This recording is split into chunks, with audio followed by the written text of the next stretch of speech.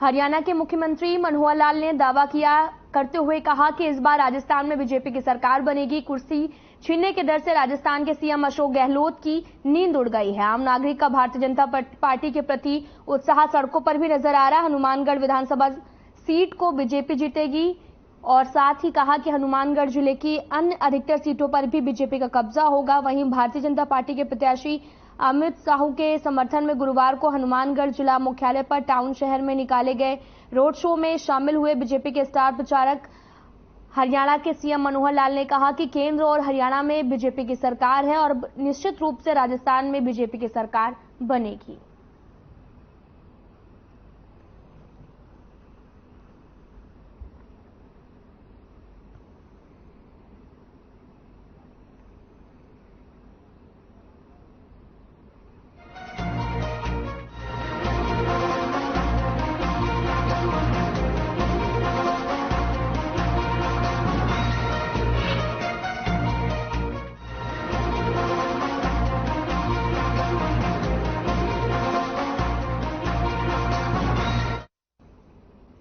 बड़ी खबर पंचकुला से, जहां पर कम्युनिटी सेंटर में लाइब्रेरी का शुभारंभ विधानसभा स्पीकर ज्ञानचंद गुप्ता ने किया।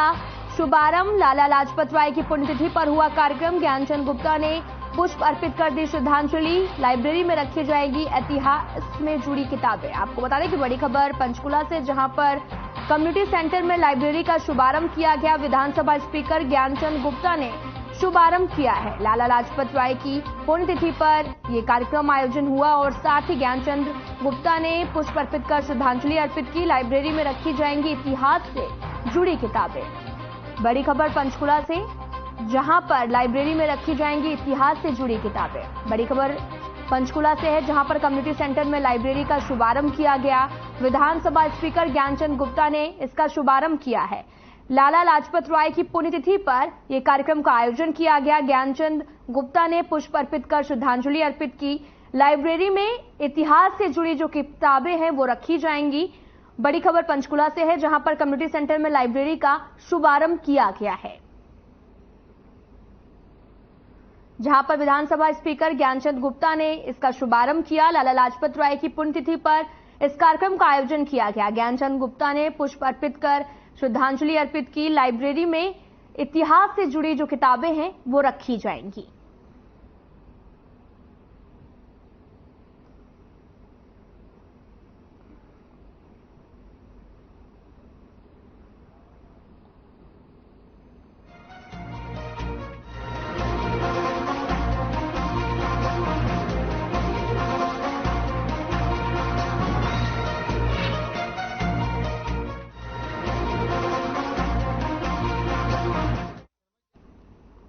जहरीली शराब से मौत के मुद्दे को इनेलो विधानसभा में उठाने की फिराक में। आपको बता दें कि यमुनानगर पहुंचे इनेलो के प्रदेश अध्यक्ष नफे सिंह राठी ने मीडिया से बातचीत करते हुए कहा कि सरकार ने अभी तक किसी एक कर्मचारी के खिलाफ कार्रवाई नहीं की है। साथ ही आपको बता दें कि उन्होंने कहा कि पीड़ितों को मुआवजा दिए जाने की मांग भी की गई। साथ ही आरोपियों के खिलाफ सख्त कार्रवाई करने की मांग की गई, लेकिन कार्रवाई न होने के कारण अब इनेलो के अभय सिंह चौटाला का यह मुद्दा विधानसभा में उठाएंगे।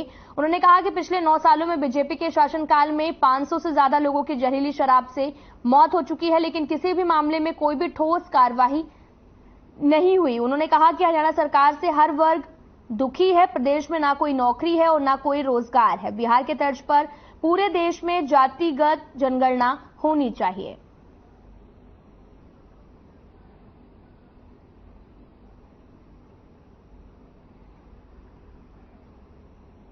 पार्टियां के बयान आए, सभी को जो पीड़ित हैं, जिनके परिवार से कमाने वाले चले गए, उनको उचित मात्रा में मुआवजा मिले, उनके घर से किसी को एक को नौकरी मिले ताकि उनके बच्चों का लालन पालन हो सके। आज हम लगभग 1 दर्जन के करीब उन घरों में गए हैं जहां से ये जहरीली शराब के कारण उनके आदमी चले गए। और अफसोस की बात है कि सरकार इसी तरफ ध्यान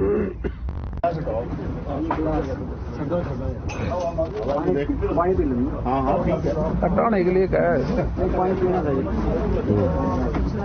चाय जो कहते यार।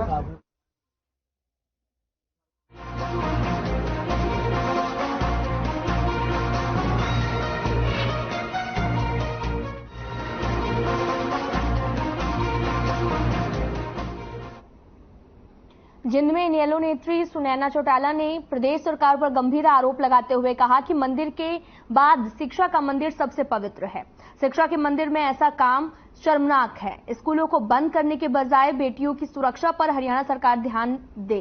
जिंद के सरकारी स्कूल में 50 से ज्यादा नाबालिग छात्राओं ने यौन शोषण की घटना शर्मनाक है और इसी के साथ में जेजेपी पर फिर से निशाना साधा और कहा कि जब तक लूट का मामला बढ़ता रहेगा तब तक गठबंधन जारी रहेगा। जेजेपी का बीजेपी में विलय हो चुका है।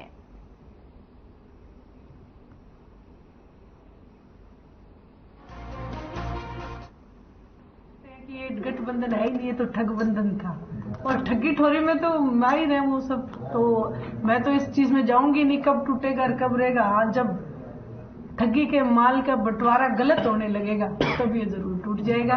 बाकी आप लोग पत्रकार हैं, आप भी हरियाणा प्रदेश में जाते हैं, आपको उसकी सच्चाई ज्यादा पता हो।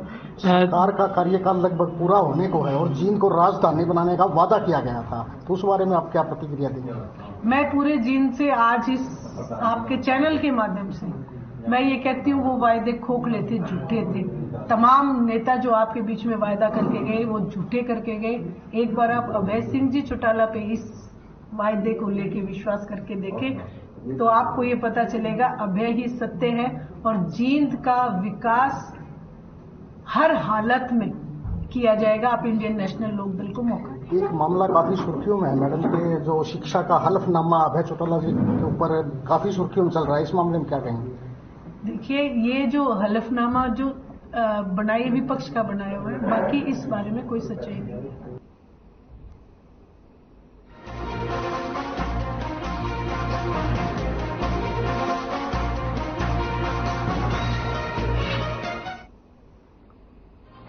बड़ी खबर फरीदाबाद से। आपको बता दें कि सीएम फ्लाइंग की बड़ी कार्रवाई, बल्लभगढ़ एसडीएम कार्यालय की कार्रवाई की गई है, जहां पर एसडीएम कार्यालय में हो रहा था फर्जीवाड़ा। फर्जी दस्तावेज लगाकर एनओसी देने का मामला आया सामने। आपको बता दें कि शिकायत के आधार पर टीम ने कार्रवाई की है और कार्यालय में पहले भी कई फर्जीवाड़े हो चुके हैं। बड़ी खबर फरीदाबाद से, जहां पर बल्लभगढ़ एसडीएम कार्यालय में बड़ी कार्रवाई की गई। एसडीएम कार्यालय में हो रहा था फर्जीवाड़ा। फर्जी दस्तावेज लगाकर एनओसी देने का मामला सामने आया। शिकायत के आधार पर टीम ने कार्रवाई की है।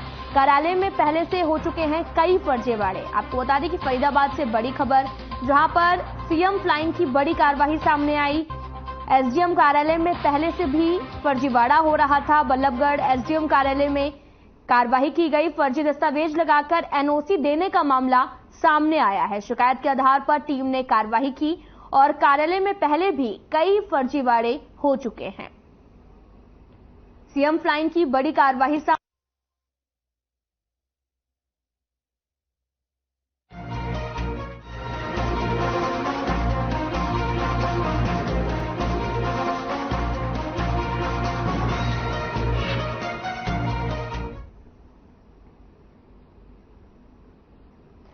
गुलाचीका में कैथल बीजेपी जिला अध्यक्ष अशोक गुर्जर ने प्रेस कॉन्फ्रेंस की। आपको बता दें कि 19 तारीख को गुलाचीका में विशाल पन्ना प्रमुख सम्मेलन होगा। आपको बता दें कि पन्ना प्रमुख सम्मेलन में शक्ति प्रमुख, पन्ना प्रमुख और अन्य बीजेपी की कई इकाइयां भाग लेंगी। पन्ना प्रमुख सम्मेलन को लेकर नेताओं और कार्यकर्ताओं को जिम्मेदारी भी लगाई गई है। 2024 के विधानसभा और लोकसभा चुनाव को लेकर कार्यकर्ताओं को चुनावी मंत्र भी दिया जाएगा। पिछले विधानसभा चुनाव में हार के कई कारण, जिसकी रिपोर्ट केंद्रीय और प्रदेश के शीर्ष नेतृत्व को भी सौंपी गई है। प्रदेश की 90 विधानसभा सीटों पर पन्ना प्रमुख सम्मेलन किया जा रहा है।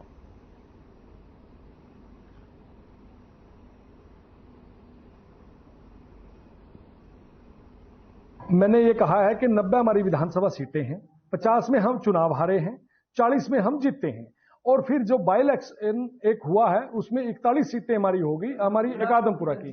मैं गुला की बात पर ही आ रहा हूं। हो सकता है उसके विभिन्न कारण होते हैं। मौके की परसेप्शन क्या है, मौके की परिस्थितियां क्या है, मौके के समीकरण क्या है, क्योंकि हर विधानसभा की अलग अलग राजनीतिक परिस्थिति है। यहां के भी कुछ कारण रहे हैं। उन कारणों की, जैसे ही चुनाव 2019 का संपन्न हुआ, हमारी सरकार बन चुकी थी, तो उसके ठीक 15 दिन के भीतर भीतर एक पर्यवेक्षक के रूप में तय किए गए थे। और आपको ध्यान में भी होगा कि वो यहां पर गुला के कार्यकर्ताओं के बीच में आए थे और वहां पर हार की क्या वजह रही उसकी समीक्षा की थी। भारतीय जनता पार्टी प्रदेश नेतृत्व ने यह तय किया है कि हरियाणा की 90 विधानसभाओं में पन्ना प्रमुख सम्मेलन आयोजित किए जाएंगे और जिसमें हमारे, अगर मैं कैथल जिले की बात करूं तो हमारे कैथल जिले के अंदर 2 विधानसभाओं के पन्ना प्रमुख सम्मेलन संपन्न हो चुके हैं, एक कलायत विधानसभा का और एक पुंडरी विधानसभा का। और अभी 19 नवंबर को गुला विधानसभा का पन्ना प्रमुख सम्मेलन तय हो चुका है और 19 तारीख को ठीक 10 बजे चीका के अंदर पन्ना प्रमुख सम्मेलन गुला विधानसभा का आयोजित किया जाएगा।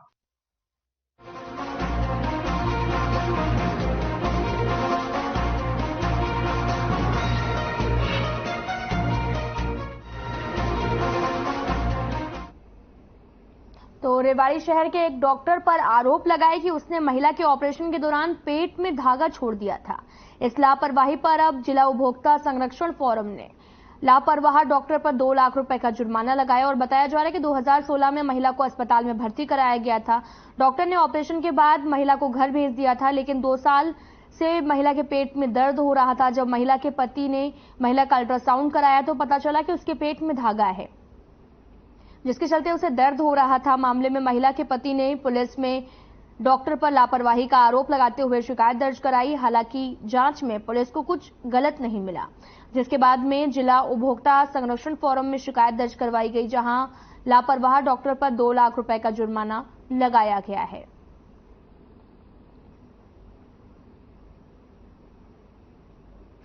मेरे पास एक क्लाइंट आया जिसकी पत्नी के और पेट में दिक्कत थी। उन्होंने, जब मैंने सारे मामले को समझा तो पता चला कि उनकी पत्नी ने अपना एक नसबंदी का जो ऑपरेशन था वो ऑपरेशन खुलवाया था और उस ऑपरेशन को खुलवाने के लिए उन्होंने मिशन हॉस्पिटल में अपना इलाज करवाया था। वहाँ पे ही उन्होंने अपनी सर्जरी कराई थी, जहाँ पर सर्जरी करते वक्त डॉक्टर ने एक प्रोलाइन थ्रेड होता है, धागा होता है, जो कि वो उनके पेट में छोड़ दिया था और जिसकी वजह से उनको गर्भ धारण करने में दिक्कतें आई थी। सर्कुलर रोड पे जा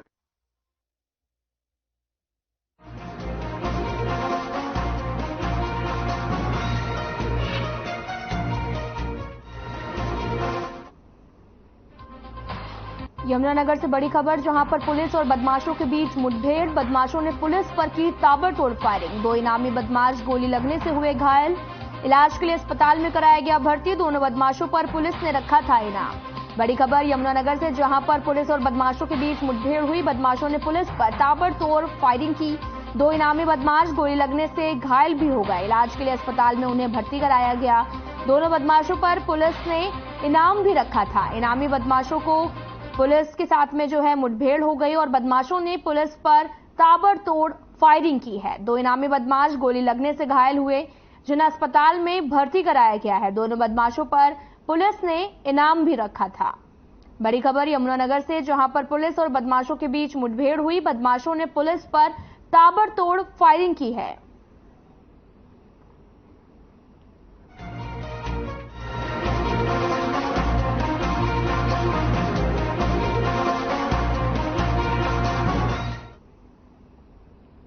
तोशाम में सीएम फ्लाइंग और साथ ही वन विभाग की टीम ने अवैध तरीके से लकड़ी काटकर लाए गए करीब 1 दर्जन से ऊपर वाहनों को जब्त कर लिया है। आपको बता दें कि वाहनों पर भारी जुर्माना भी लगाया गया। सुबह सवेरे ही सीएम फ्लाइंग की टीम और वन विभाग के अधिकारी और कर्मचारी ने तोशाम के जुई मार्ग पर तोशाम आरा मशीनों पर बिक्री के लिए राजस्थान और प्रदेश के सीमावर्ती क्षेत्रों से काट कर गाड़ियों में भरकर लाए हुए थे। आपको बता दें कि वाहनों पर बड़ी कार्रवाई को देखते हुए संयुक्त टीम ने तकरीबन 1 दर्जन से ऊपर गाड़ियों को जब्त कर लिया। इस संबंध में वन विभाग के वन राज्य अधिकारी तोशाम जयपाल सिंह ने बताया कि सीएम फ्लाइंग और वन विभाग की टीम ने मिलकर कार्रवाई की। 13 वाहनों को जब्त भी कर लिया गया और इन पर भारी जुर्माना भी लगाया गया है।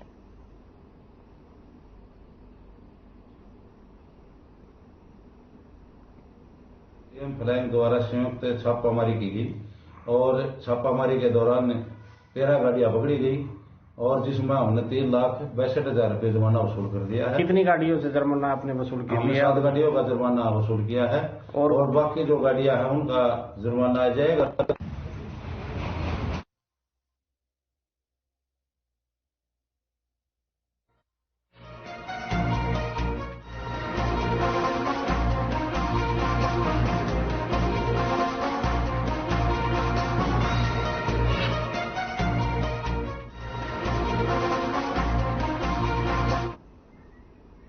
तो वहीं जहरीली शराब मामले में अंबाला पुलिस ने कार्रवाई करते हुए 12 लोगों को गिरफ्तार किया। एसपी जश्नदीप सिंह राधावन ने बताया कि अंकित उर्फ मोगली ने जेल में मोनू राणा के साथ में मिलकर नकली शराब फैक्ट्री लगाने की प्लानिंग की थी और बाहर आते ही इन लोगों ने शराब बनाने का सामान इकट्ठा किया। रेड से 2 दिन पहले ही नकली शराब सप्लाई की गई थी और रिमांड के दौरान मुख्य आरोपी मोगली ने कबूला कि उसने शराब बनाना इंटरनेट से सीखा था। ये लोग करनाल के दीपू के माध्यम से अंशुल नामक व्यक्ति से एथेनॉल लेकर आए थे। इन्होंने दिल्ली और हरियाणा से सारा सामान खरीदा था। नकली शराब सप्लाई करने का काम भी शुरू किया था। फिलहाल इस पूरे मामले की गहनता से जांच लगातार जारी है। कुछ आरोपी यमुनानगर पुलिस की हिरासत में हैं और उनसे पूछताछ भी की जा रही है।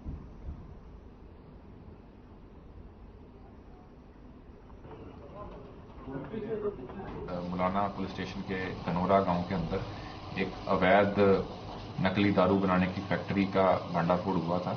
इसके ऊपर 410 नंबर एफआईआर पुलिस स्टेशन मुलाना के अंदर हमारे द्वारा दर्ज की गई थी और उसकी जांच के लिए एक एसआईटी का गठन किया गया था। उस पूरी जांच को आगे बढ़ाते हुए जो पूरा वो नेक्सस था, जो पूरा गैंग इसको ऑपरेट कर रहा था, उसको अंबाला पुलिस ध्वस्त करने में कामयाब हुई और उसके जितने भी मेन एक्यूज हैं सबको अरेस्ट करने में हमने कामयाबी हासिल की।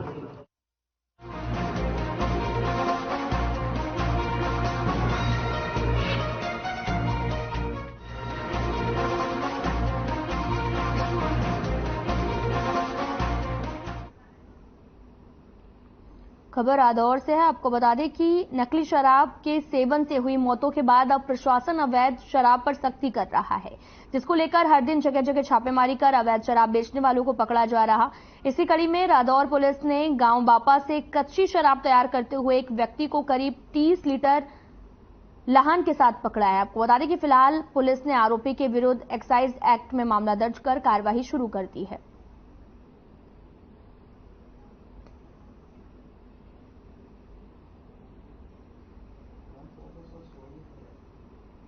एक अभियान चल रहा है डीजीपी साहब की तरफ से, जिसमें नशीले पदार्थ को पकड़ने के लिए, तो उसमें कल पकड़ा है जगमीत सिंह पुत्र बलविंदर सिंह गांव बापा से 30 लीटर लाहन, जिससे ये कच्ची शराब निकालने की तैयारी में था। अभी क्या कार्रवाई की जा रही है इसमें? इसके खिलाफ मुकदमा दर्ज कर दिया है, फर्दर इन्वेस्टिगेशन जारी है। और फिर भी हम आपके माध्यम से पब्लिक को अपील करते हैं कि कभी भी किसी का भी आपको पता लगता है कोई ऐसा कार्य कर रहा है तो हमारे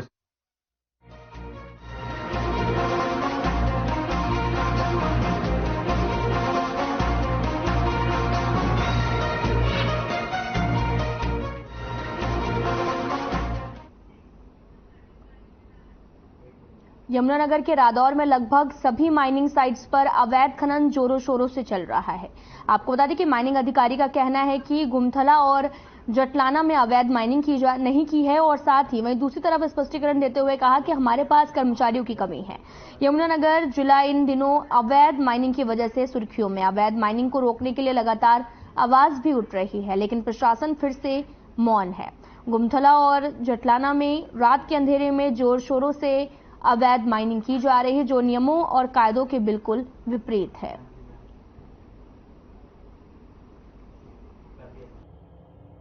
देखिएगा, गुमथला जटलाना क्षेत्र में दिन के उजाले और रात के अंधेरे में अवैध खनन होता है, लेकिन अधिकारियों को यह अवैध खनन नहीं दिखता, क्योंकि मेरा मानना है कि कुछ अधिकारी अपना निजी लाभ लेकर के यह गैर कानूनी खनन दिन के उजाले और रात के अंधेरे में करवाते हैं। अगर बात रात की करें तो पूरी रात अवैध माइनिंग होती है, जबकि माइंस नियमानुसार रात के अंधेरे में माइंस नहीं हो सकती, क्योंकि जो यमुना नदी के अंदर जलीय जीव हैं उनको अपना जीवन व्यतीत करना होता है और कहीं ना कहीं उनका जीवन जो है वो प्रभावित होता है रात की माइंस। जिस चीज की गुमथला और जटलाना की बात आप कर रहे हैं, यहाँ पे गवर्नमेंट द्वारा ठेके दिए गए हैं, इनको आप अवैध नहीं बोल सकते हैं।